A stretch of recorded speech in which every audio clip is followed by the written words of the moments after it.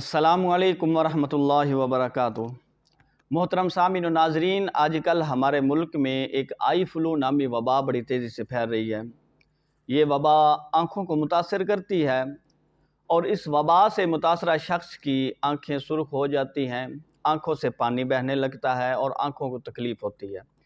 تو اس بیماری سے بچنے کے لیے چند ایک احتیاطیں اور ایک مجرب اور مستند آنکھوں کی تکلیف کے لیے دعا جو میں آپ کو سکھانے جا رہا ہوں، جس کے پڑھنے سے آپ کی آنکھوں کی یہ تکلیف ختم ہو جائے گی۔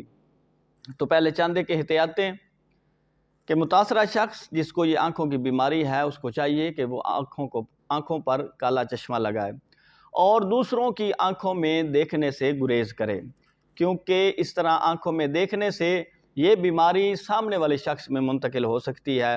تو بہتر ہے کہ لوگوں کی آنکھوں میں دیکھنے سے گریز کیا جائے اور آنکھوں کو بار بار نہ ملیں کہ اس سے تکلیف بڑھ جائے گی، اور ایک صاف کپڑا رکھیں کہ جس سے آنکھوں سے نکلنے والے پانی کو صاف کیا جا سکے۔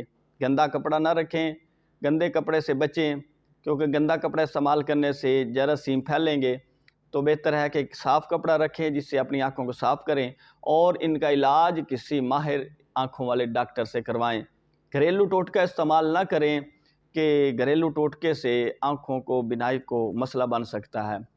تو آنکھوں کی تکلیف کے لیے علماء کرام نے جو دعا منقول فرمائی ہے، مجرب اور مستند دعا کہ جس کے پڑھنے سے اس کی برکت سے آپ کی آنکھیں مکمل ٹھیک ہو جائیں گی، وہ دعا یہ ہے: بسم اللہ الرحمن الرحیم، اللہم متعنی ببصری واجعلہ الورث منی وارنی فی العدو ثأری وانصرنی علی من ظلمنی۔